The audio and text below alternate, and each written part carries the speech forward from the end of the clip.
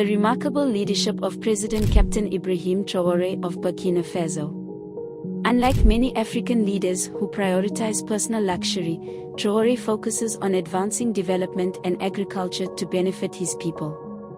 The speaker is visibly impressed by the president's decision to invest in 400 tractors, 239 tillers, and 710 motor pumps for irrigation, rather than indulging in expensive cars.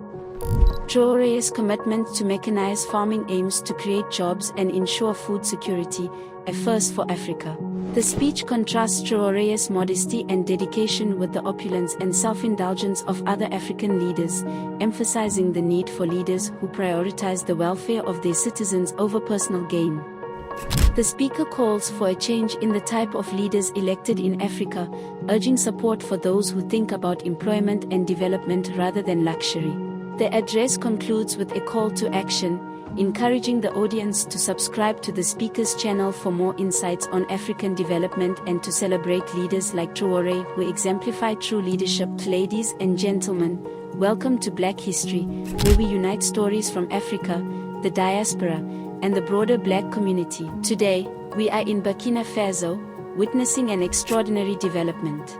This remarkable progress, spearheaded by President Captain Ibrahim Traore, is unlike anything I've seen in Africa. Captain Ibrahim Traore, who assumed power less than 3 years ago, has gained widespread admiration in Burkina Faso and across Africa. Despite his popularity, he remains focused on his mission, advancing development and agriculture in Burkina Faso to improve the lives of his people. His efforts are nothing short of incredible.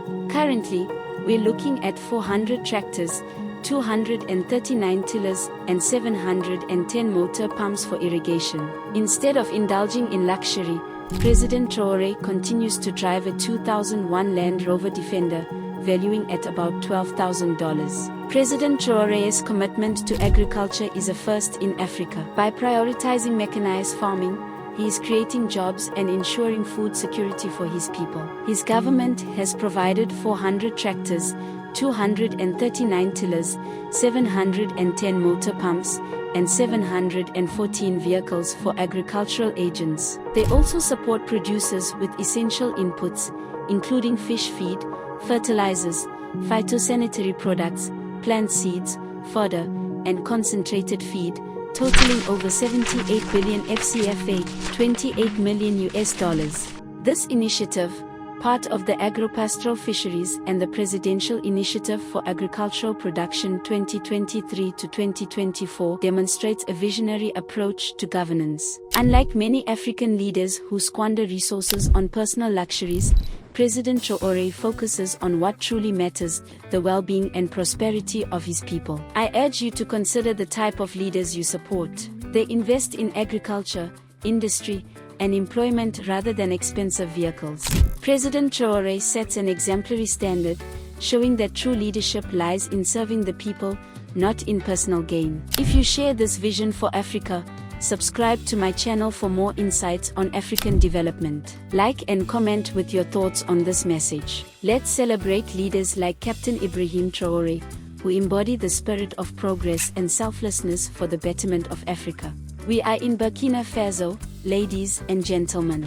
This is Black History, where we bring everything together from Africa to the diaspora and the Black race. We are here because a significant development is unfolding as I speak, and it is truly unbelievable. I have never seen anything like this happening in Africa, but it is happening right under our noses. This is the very first time I am genuinely happy with an African president. But it is happening right under our noses. And that president is Captain Ibrahim Traore. What this man is doing in Africa is incredible.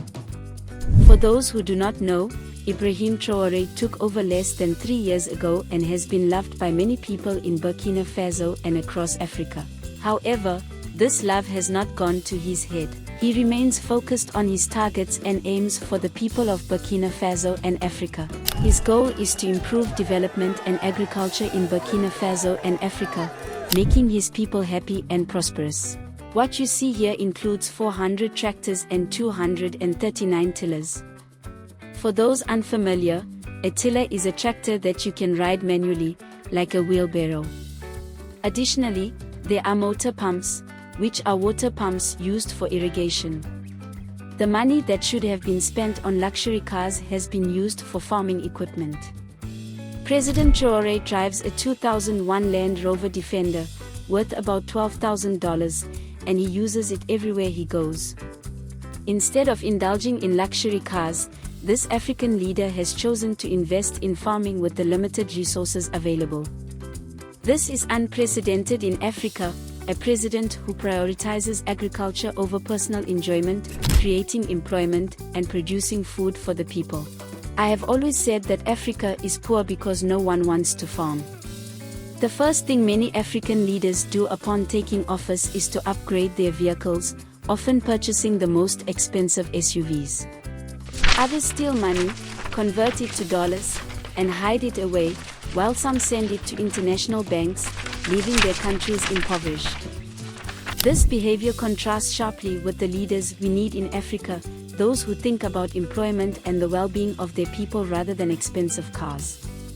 The expensive cars driven by some African presidents, often with fleets of escort vehicles costing around $200,000 each, drain the resources needed for national development. How can a country improve when its leaders prioritize personal luxury over agricultural investment? Modern agriculture requires mechanization, and in Africa, there is plenty of unused land. In Burkina Faso, for example, there is abundant land, yet the focus of many is on acquiring luxury vehicles rather than utilizing land for productive purposes. President Traore, with his modest 2001 vehicle, directs resources towards the future: 400 tractors, 239 tillers, and 710 motor pumps, made available to rural stakeholders to boost agricultural production. Additionally, 714 vehicles have been acquired for agricultural agents, along with support for producers, including fish feed, fertilizers, phytosanitary products, plant seeds, fodder, and concentrated feed, all amounting to more than 78 billion FCFA, $28 million.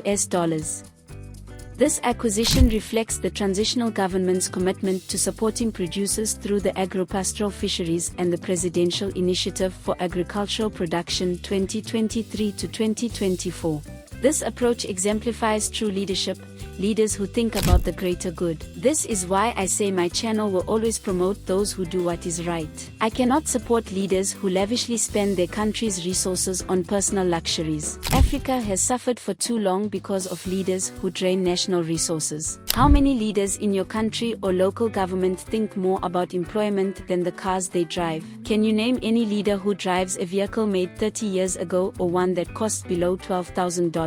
Probably not. To identify a good leader, look at the type of vehicle they drive and the number of escort vehicles they use. Each of those escort vehicles is usually bulletproof and costs around $200,000. If a leader's mindset is fixated on expensive vehicles, they will not save money or be productive. A truly productive leader, upon taking office, will focus on creating employment for the people. No African country today is without the need for employment. Many people are leaving their countries because of the lack of job opportunities. When electing leaders, choose those who can address employment issues. Unfortunately, many leaders prioritize luxury cars for personal use, including Ferraris and Rolls-Royces. How did they acquire the money for these expensive vehicles? This kind of lavish spending, using state resources, shows a lack of empathy and responsibility. We praise those who do things the right way, like Ibrahim Traore. Despite being a military man, he could have chosen luxury but instead directed resources towards agriculture and the people's welfare. In contrast, we saw what happened in Gabon with Ali Bongo, who hid stacks of dollars and owned numerous luxury cars, while still claiming to be suffering. This is a common scenario among many African presidents. Despite their public claims of hardship, they drive cars worth $200,000 each. That amount could build a significant industry or factory, yet leaders continue to prioritize personal luxury. Instead of approving expensive vehicles for themselves and other officials, why not invest in industries? Many African leaders are in office for personal enjoyment. We should stop promoting leaders who do not prioritize employment and youth welfare. After witnessing what President Traore is doing in Burkina Faso, I am proud to see that there are still leaders with the vision and heart for good governance. They prioritize the development and well-being of their citizens over personal gain. This is the type of leadership Africa needs, not those who drive exotic cars and seek external advice for every decision. In a continent with limited resources and energy, leaders often waste money on luxury vehicles, weakening the economy. Every 4 years, new leaders buy new cars, further straining national resources. It's evident that the current approach is not the best way forward. The leaders we elect in Africa should be like Ibrahim Traore, who doesn't care about the cars he drives but focuses on development, agriculture, and the welfare of his people. Seeing what Traore has achieved makes me hopeful that there are still leaders who prioritize the well-being of their citizens over personal luxury. This is my opinion. If this message resonates with you, subscribe to my channel for more insights about Africa. Like and comment on what you think about this message session with me. Let's celebrate leaders who embody the spirit of progress and selflessness for the betterment of Africa. Thank you for watching.